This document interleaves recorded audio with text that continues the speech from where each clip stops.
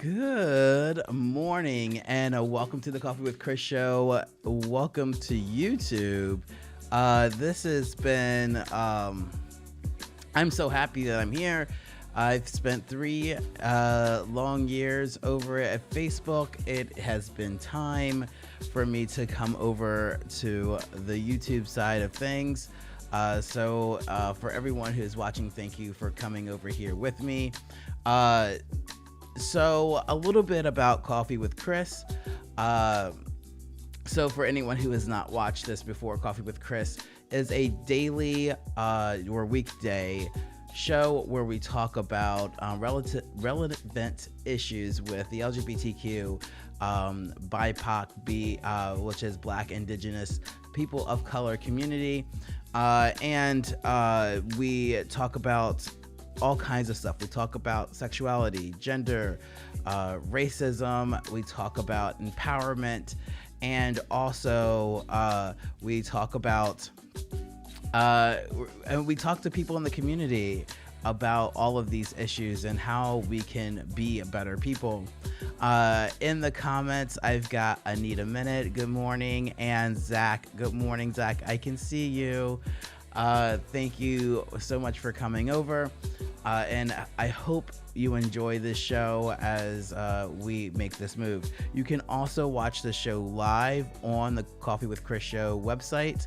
So that is coffeewithchrisshow.com. It is now streaming there as well. You can also get Coffee with Chris Show mugs, which I've packed up a bunch of them and they're getting ready to go out to the post office today.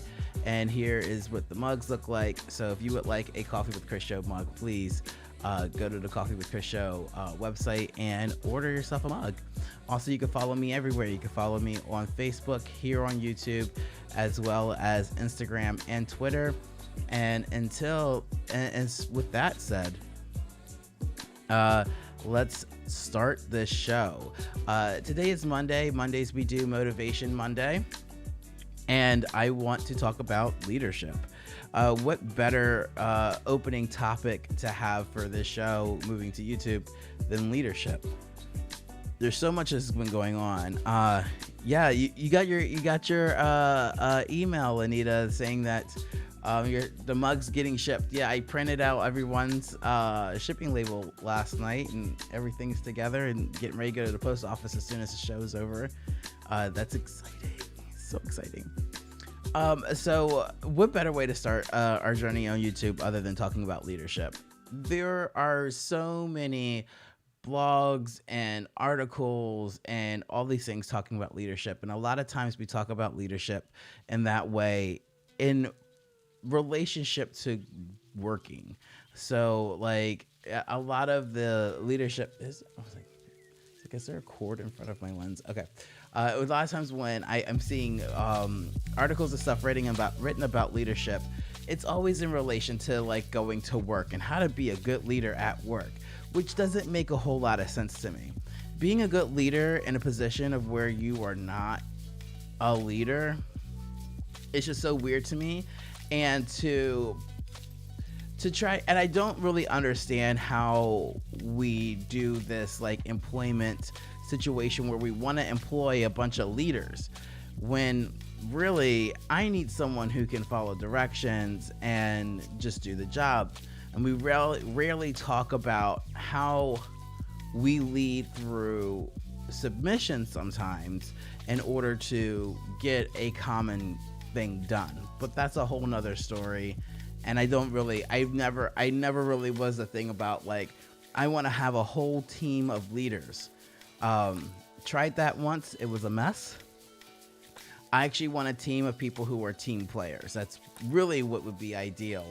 And why we teach this like idea of everyone's a leader, I don't understand. However, there is a way for you to really be great leaders in your own world, and that doesn't necessarily have to be in conjunction with your work. This is just how you can navigate through community, through your household, and all of those things, so that we can actually like have some kind of control over our lives, and we're not just sitting around waiting for things to happen to us. I have three types of leadership that I want to talk about. There are so many articles that have so many different types of like so many different numbers of leadership. There's 7 types of leadership here, and there's 10 here, and there's 5 there. I'm going to talk about 3. And these 3 are 3 types of leaders that you will see in your community.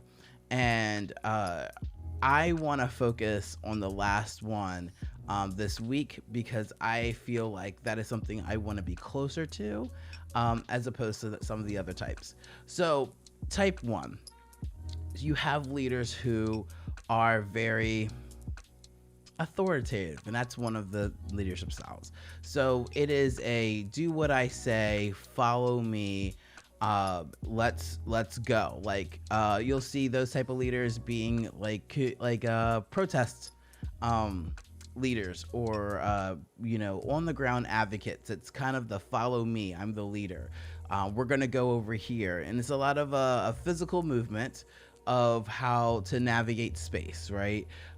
No, we're gonna go set up over here, and we're gonna do this here. And those kind of leaders, which those leaders are super necessary. It helps us find our space, and those people normally take control over making sure spaces are safe, making sure that Blue can watch on TV, making sure that we have that everyone is kind of collectively going towards a similar goal, and this person's taking control of that goal, and holding the cards on that goal. Super important leadership position.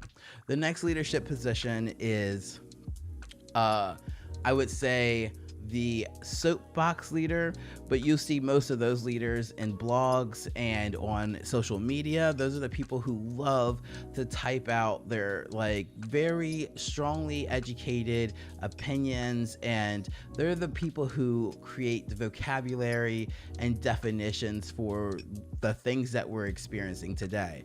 So to the people who come up with the terms like BIPOC and come up with terms that help us identify what's going on in the world. Those are the amazing thinkers of our community, are those leaders. Then you have leadership through empowerment, which is a leadership style that I've been very interested in looking at. And in the world of business, they call that the delegating leader, but I'm not necessarily talking about delegating. I'm talking about empowerment, specifically. And it is people who are mentors. Those are your youth leaders, the people who are going out to schools and talking to kids one on one and helping people be stronger and more confident so that they can move along in the world and do great things. Leadership through empowerment is one of the most unsung heroes of leadership. It's the quietest form of leadership because those leaders are always leading to smaller groups of people. So you're talking about like your coaches and your teachers and like mentorship programs, big sister, big brother situations. Those types of leaders are super, super important. I want to have a real conversation, and something I was looking for to have on the show tomorrow. And I don't want to say that it was difficult because I'm going to be real about the amount of effort I put into this because I really had a busy weekend. But one of a leader that I have been looking for is someone in queer community who does do some really great leadership through empowerment for adults, not just youth, but for adults, and in a way that's not through an organization or through sex. I've talked to so many queer men, cisgendered men especially, who have been mentored and coached through some very basic life lessons, but had been in sexual relationships with older people. And I'm like, I wonder, why doesn't those situations exist without sex? That's just something that I've just been going down my own personal rabbit hole through. And if anybody's watching who has ideas and suggestions for people who are really great mentors through this like leadership through empowerment with people without having sexual relationships with them. And I'm just really curious about what that, looks like. And I think about the ballroom scene, and I think about, drag houses and things like that, where there are a lot of situations where there's mentorship and leadership happening without there being a sexual relationship. And I know that sometimes I know that it's not something that's a requirement in order to learn from somebody. So I would like to dig a little deeper in that as the week goes on as well. Now, as we get really into this, I want to talk about a couple of things that I've kind of like a review of a couple of things that have happened in the last couple of days. So let's talk about some leaders who, some are great, some have been criticized, and I want to talk about those criticisms. And the first thing I want to talk about is Obama gave a really beautiful eulogy at okay, here we go. There it is. Obama gave a really great eulogy at John Lewis's funeral last week. It was last Thursday. It was absolutely beautiful. It was great. I felt like everything that he said was in the tone of what I think John Lewis would really appreciate. And there was a lot of criticism around Obama's eulogy. And some of the criticism was around Obama's acknowledgement of what's happening in the world today, and especially his distaste for Donald Trump and for the decisions that Donald Trump's administration has made in regards to some civil rights issues and just being, the fact that Donald Trump is racist. I mean, like, I'm not gonna pretend like that's not a thing. Oh, that's good coffee today. So, when I see that we're criticizing someone for stepping out of a role of a president, Barack Obama is no longer our president, and he's speaking the eulogy to one of the greatest civil rights leaders of our time. I would not expect him to do anything less other than to step into a role of an advocate. And that's what he did. And I think Obama is wanting to step into this role of being an advocate and being a activist in a way of speaking out against a lot of the racism and hatred that's happening, especially around this Trump administration. The interesting thing about Trump's administration is that Trump has weirdly empowered a lot of people who have had these borderline racist, and not understanding, lack of understanding of, world and culture outside of their own. And Trump has found a way to really like dig out and scare a lot of these people into believing that there is an alternative, like there's an agenda against them as people.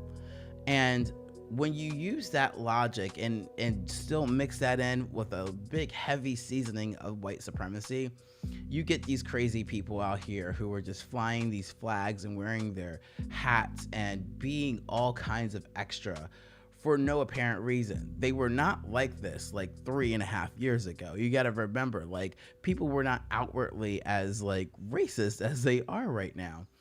And there is a level of empowerment that was given to them to be so, and the scare tactic also, right? So it's like the many times, if you've ever read someone having an argument with you online and they use the term liberal agenda, right? The conspiracy theories around this liberal agenda. And when Obama talks about what's happening and talking about things that are relevant during this eulogy in a way to be an advocate and push forward these issues, it actually enforces this conspiracy theory of liberal agenda, right? For these racist people who already have over criticized Obama for every decision that he's ever made. The same shit that Obama would have done in office is spun completely different than when Trump does the same thing. There is a level of understanding that happens because Trump is a white man at the end of the day.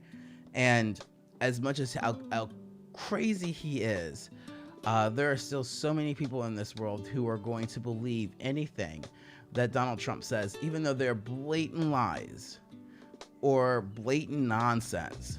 They will still eat his nonsense and forgive him and give him more space for it, simply because he's a white dude who people believe has a lot of money, in comparison to a black man who is just asking for some fucking equal rights. Like, I think that's what we're all asking for.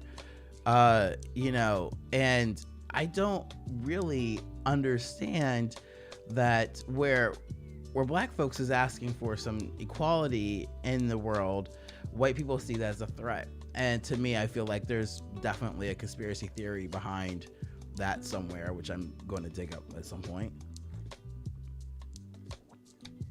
There's so many conspiracy theories right now that are happening on the right side of the world, and I have no idea. It's bonkers. But Barack Obama was a fantastic leader. He was a fantastic president. And for a lot of reasons that has nothing to do with a lot of the things that he actually believed in. He was a fantastic leader and a fantastic president because he kept a cool head.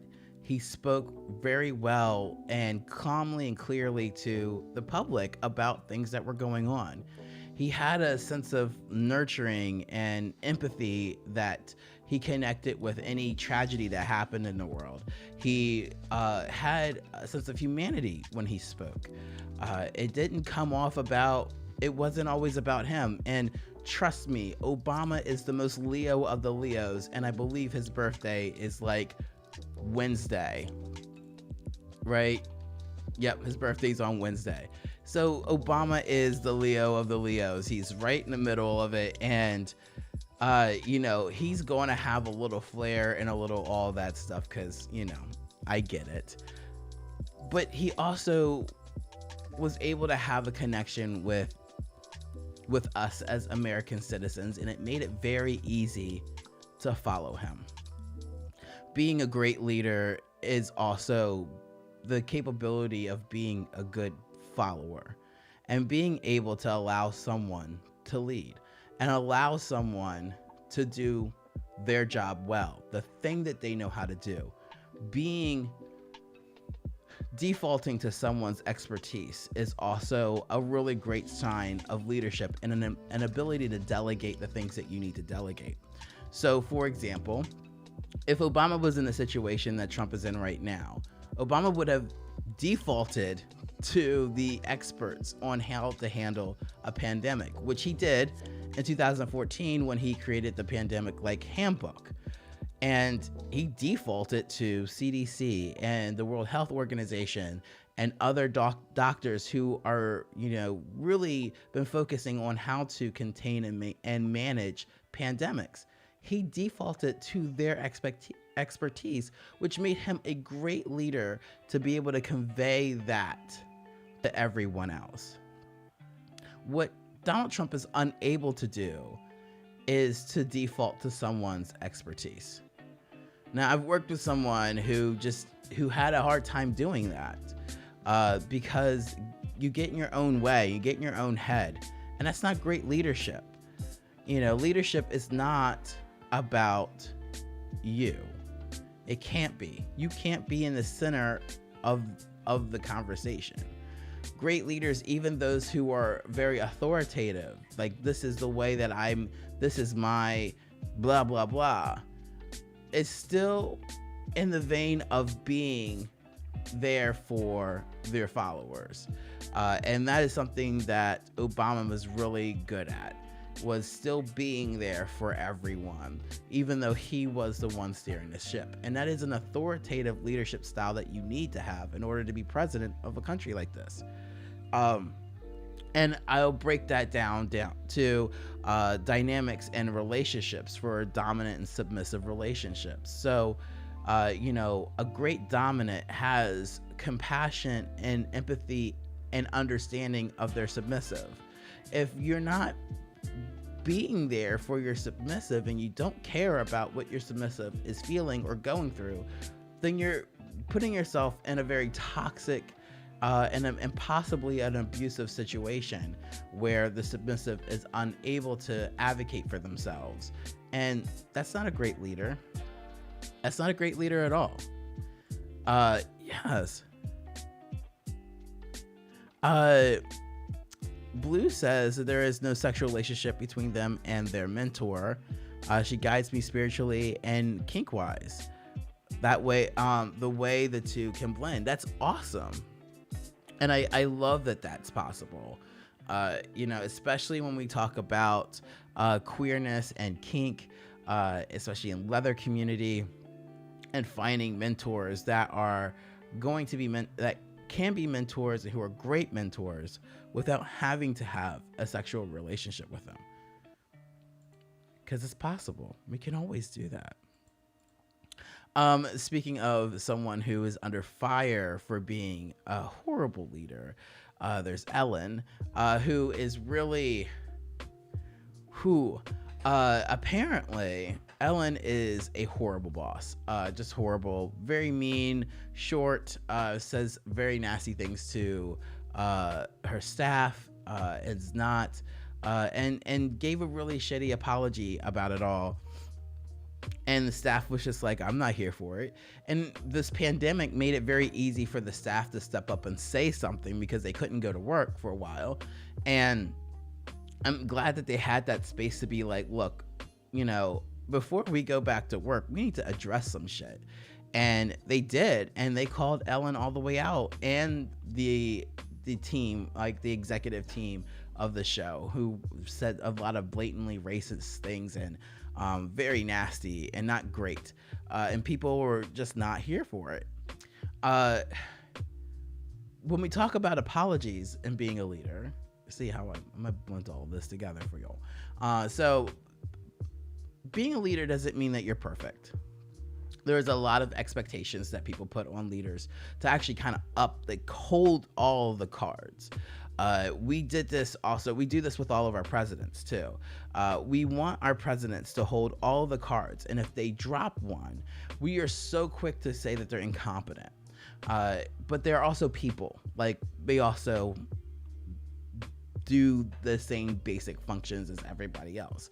We all eat, shit, sleep, and everything. So they're all people. Am I back in focus? Okay. I mean, we're all people here.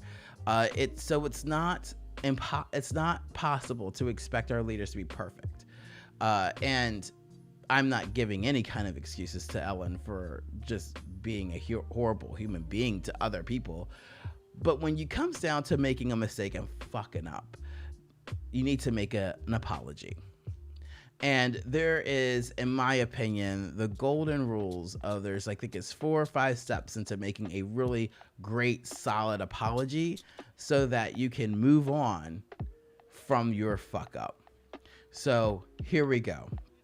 Step 1, acknowledge what you did. You acknowledge what you did.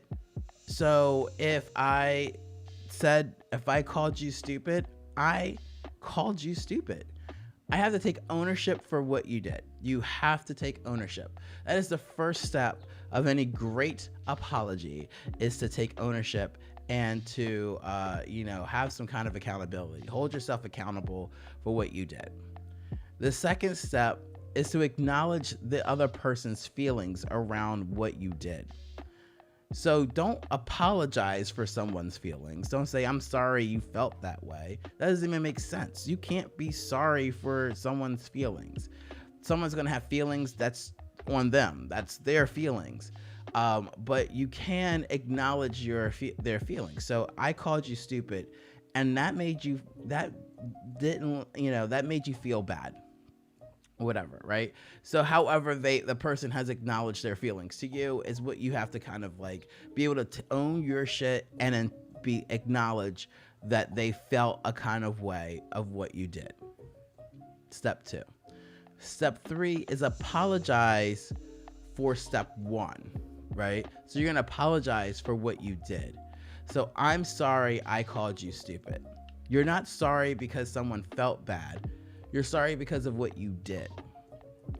And then you can ask for forgiveness. You cannot demand it. You cannot expect it. And none of that. Forgiveness has nothing to do with you. Forgiveness is everything on the person who's doing the forgiving. So if I forgive you, I'm not forgiving you for you. I'm forgiving you for me so I can move on and process the shit myself. Nothing to do with you. And you can hope for restitution in the situation and your relationship to be restored. And that is it.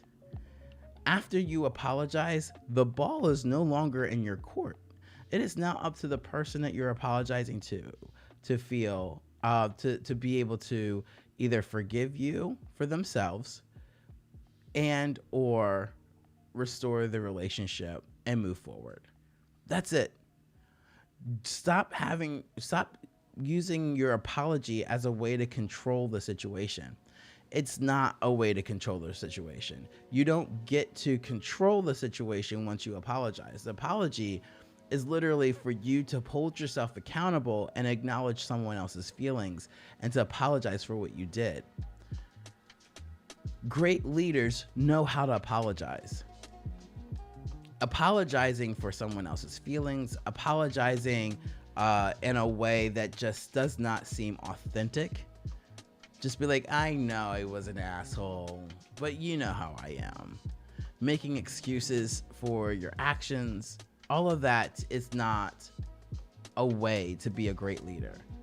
Own your shit. Take ownership for what you did. Someone, no matter what you do or say in this world, if somebody approaches you and says, this thing that you did, it could have been like, you walked across the street funny and I was offended by that. All right, I did. I walked across the street and that made you feel some kind of way. Well, I'm sorry that walking across the street was an issue. You know, I really hope that you can forgive me for walking across the street. Just own what you did, even though that last example was not a thing that, you know, you would expect somebody to be offended about, and it could be something as simple as that. And all you're doing is just acknowledging what you did in the situation that made someone feel some kind of way, and it validates someone else's feelings. And it doesn't take a lot of effort to make sure that you can validate someone else's feelings and someone else's experiences with you. That's it. It's just a great apology is nothing more than acknowledging someone else's fucking existence. Great leaders can acknowledge someone else's existence.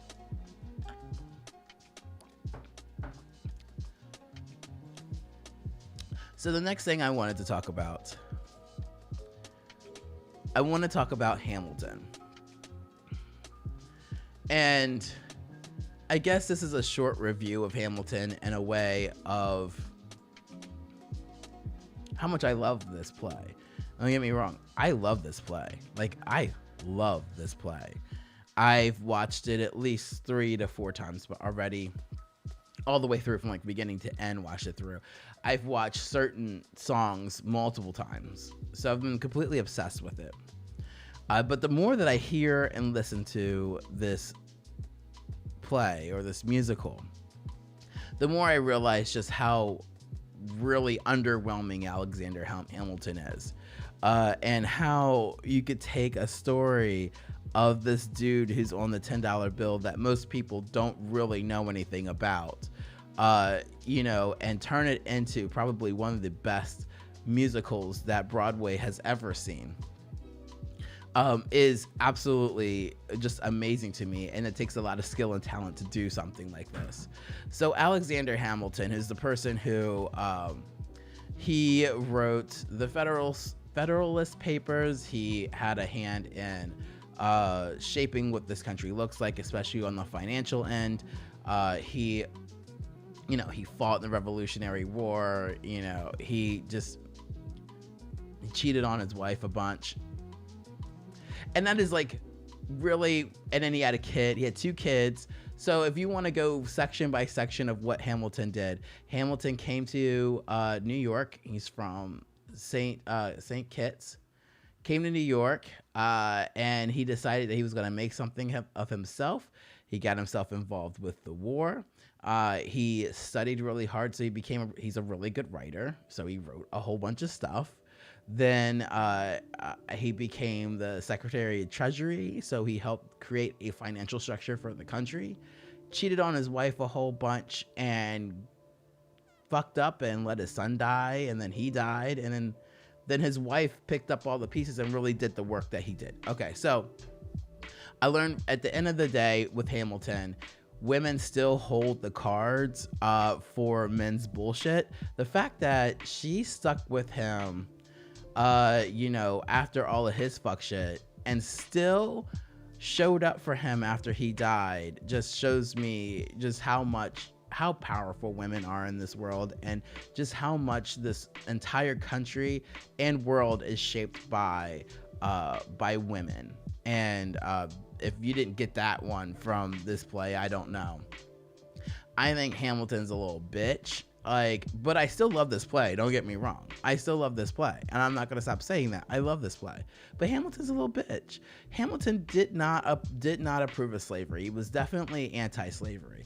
But was he this loud about it? No. You know why? Because his mentor was George Washington, who was very much for slavery. You know, and a lot of what the Revolutionary War was about was the right to still keep slaves. We weren't fighting for freedom of slavery. We were fighting for the freedom to have fucking slaves. And I say we like I'm a part of that. No. So there were a lot of misconceptions around how great of a person Alexander Hamilton was. And it's all in an effort to make him more interesting. Not really interesting. Not much different than any other dude, other than the fact that he liked to write and he was really smart. But they made an entire play around how brilliant he is. So this is what I would consider a false narrative of leadership. Alexander Hamilton was not a leader. No, he was not a leader in any sense of the form.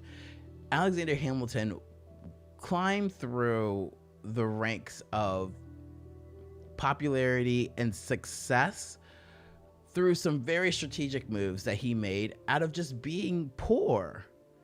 He was poor, he had no money, he came from nothing, he traveled through the South to get to New York, he took a boat to New York, and he like showed up and was like, I'm gonna make something of myself. That's all he did. He's a very smart hustle man. And so please be aware of people who are not actual leaders, who are these very smart hustle men, who know how to get themselves into positions of power, and they're not actually great leaders. They're actually in this situation for themselves.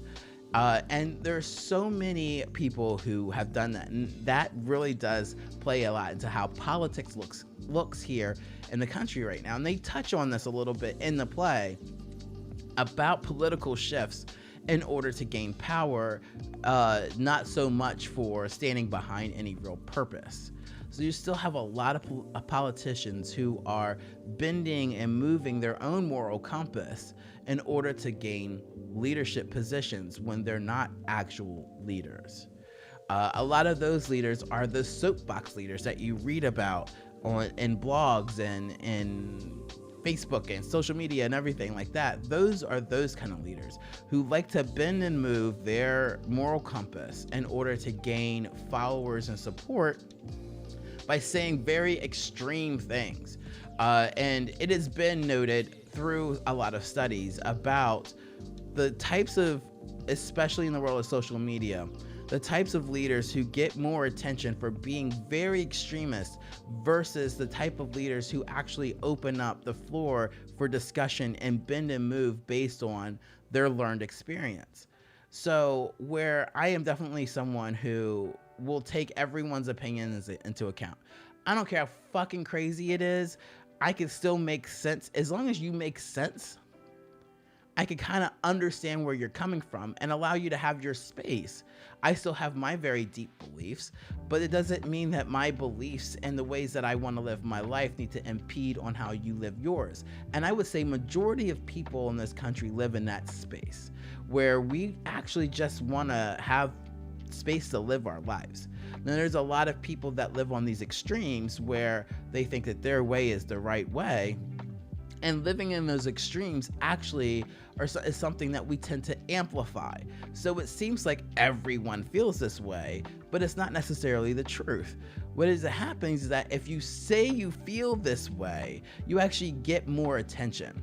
The more crazy and extreme your opinions are, especially on social media, and I keep saying it like that, you get noticed more, and people will share it more, and people will not necessarily back it, but engage with it more. And I say this about Hamilton because the way they portray Alexander Hamilton, he was that guy. He knew that if he stood up and said things in the most extreme, far out, like I am a fucking what's the word that they keep losing my words.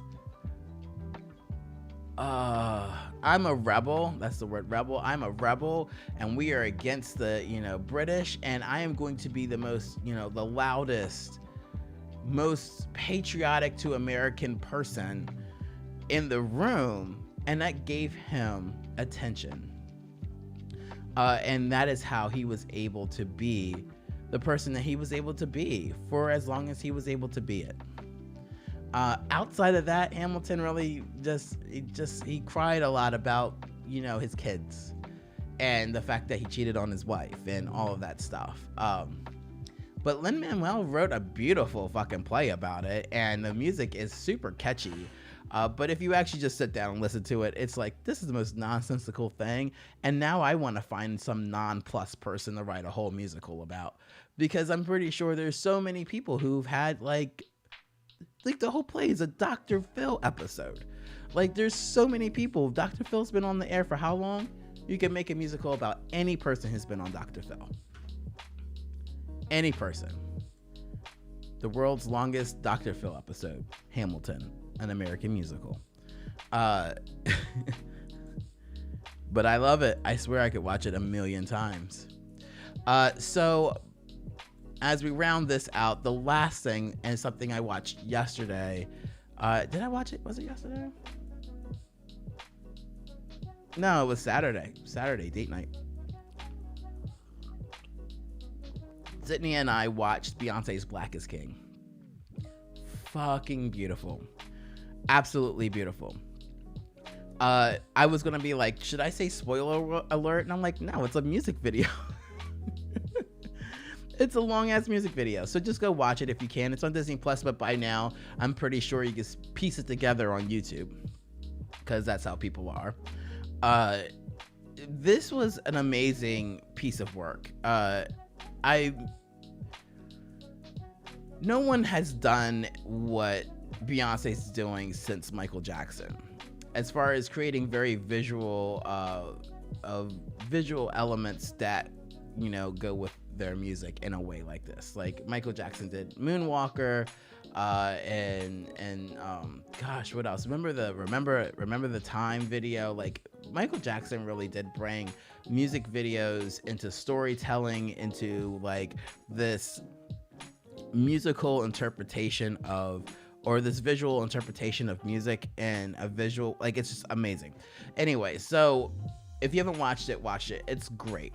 So I did read some criticisms about this. One was a article on essence.com about, don't let, you know, Black is King kind of like get you caught up, kind of a article about how we all aren't kings and queens from Africa, and this is not what things really look like, and we should be able to just be people. Why is Beyonce putting these like high standards on blackness on us and stuff like that? Then another article I read this morning was about a rapper called No Name. This was in the Mirror, the UK Mirror. And he says that, you know, that's not what Africa looks like. And, you know, there's a lot of poor people in Africa. There's still a lot of, you know, fighting and, you know, all this stuff happening in Africa. I'm like, no one is saying that that's not happening. So I'm going to take this in a couple of different approaches. But the first one would be, can Black people have fairy tales? So I imagine this entire movie as what Beyonce would read to her son, as like a nighttime, like bedtime story. So the very beginning of it, the first thing I did, I looked at Sydney and I said, how many kids Beyonce got? And she's like, I think she only got 3. I said, I think she got a son though. Does she got a son? And I'm like, you know, I don't keep up. Beyonce kids have nothing to do with me. I don't need to know all about Beyonce's kids, but like the very beginning of this like movie, the first thing that came in my head is like, she's dedicating this to her son. Like makes so much sense to me. And I didn't even know she had a son. I didn't even know that she had just had a kid. So like, I'm just gonna put it like that. So she dedicates this whole video or this whole movie to her son, and it's a very powerful piece about, it's an empowerment piece. There is a song called Brown Skin in there that I almost cried, because if I had heard that song as a young kid, how much better I would have felt about myself. Just that one song. And how this entire album, a collection of music, and how this is going to be very impactful to some kid who is watching it and feeling very powerful in their own skin. And I think that's what I got from it. I got it a message of empowerment, not necessarily this like, let's move to Africa so that we can all live in these big houses. That's not realistic. But, you know, what if I told you an amazing story about being beautiful, dark skinned, Black, and having all these riches, and living this life and having hardship. There's parts of it of making choices that aren't great for you, and then making better choices from those bad choices. What if Black people had the ability to actually dream in ways that we can have, like, where we can make bad decisions and then follow them up with good decisions and still find prosperity and success?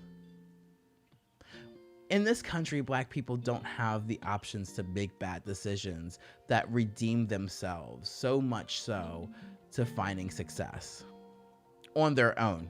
And I'm going to say on their own, because there are a lot of programs that help people who've made bad decisions redeem themselves. And then you get some kind of job, and then somebody might give you a house and all that, like white guilt nonsense that you see on TV. I'm talking about a kid who is being a child, who does kid things and can find redemption in their growing process in order to grow into something that's absolutely fantastic. I wish we had that space. I wish that we to be able to teach our kids that exists is so powerful. When you're a kid and you're taught very early to just survive, that is the first things that Black kids are learned. You learn survival.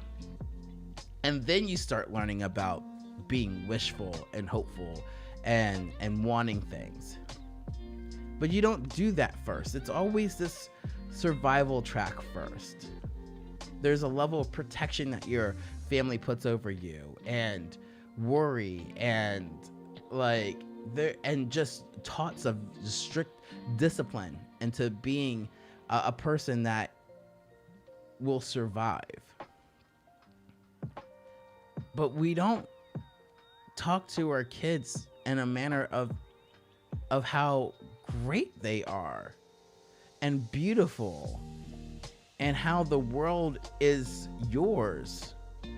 There's one line in one of the songs is that Beyonce says, "We were beautiful before they even knew what beauty was."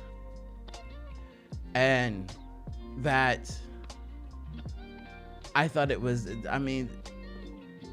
I loved Lemonade. Lemonade was great, but this was a mind-blowing, an amazing piece of artistry. And anybody who criticizes it and expecting too much from what Beyonce is offering in this is you're just expecting too much. This is when another ways of how people hold leaders to this high standard of being this all-knowing. Like, Beyonce is not our token out of racist America. Like, she's not going to be that person. Beyonce is very much into being married and a mother. Like, if you haven't listened to her music in the last 5 years, that is what she's into. That is her full-time hobby. She is so into having kids and being married to Jay-Z. That is her jam. And she is sharing that experience with us through music and visual aids. I'm here for it. If you just understand and you listen to it with that understanding, just letting her express herself through her experiences.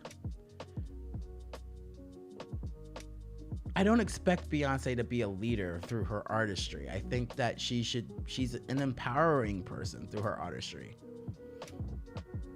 It should make you feel good. That's what music does. It gives you emotion, and allow it to give you an emotion. Don't hold it to a standard of coming up short. And I think we do that a lot. I've done that. I've been deeply disappointed in something because it didn't give me what I wanted it to give me. But that's not fair to the person who is making the work. You know, it's not necessarily, I don't see this collection of videos, a collection of music as something that is made for you. Like, it's definitely made for Beyonce. Like, she made that for herself. She made that in her eye, in her vision. And she wants you to enjoy it.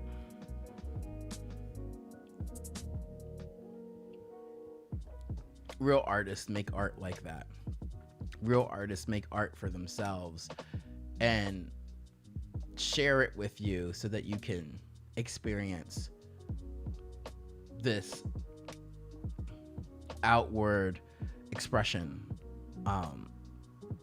But it's not necessarily for you to feel anything unless you somehow connect yourself with that journey that piece was made through, you know. But, you know, I think Beyonce's Black is King is absolutely amazing. And if you could watch it, watch it. Please do. So as we wrap up this first episode on YouTube, please make sure you subscribe, give this video a thumbs up. You can also see this on coffeewithchrisshow.com. Still looking for people who want to contribute to the website so we can build a great community and collection of work there. Mugs are being shipped today. The very first batch is being shipped today. If you would like to get your very own Coffee with Chris Show mug, please go to coffeewithchrisshow.com and order yours today. It's $15 and it includes shipping. Until tomorrow, have a fantastic Monday. It's going to, if you're up here on the East Coast, we're about to get hit with some residual hurricane-ness. So please make sure that you are staying safe. Make sure your things are tied down and taken care of and all of that stuff. So until tomorrow morning at 10 a.m. and I will be right back here on YouTube. Have a fantastic Monday and I will see you tomorrow. Bye, y'all.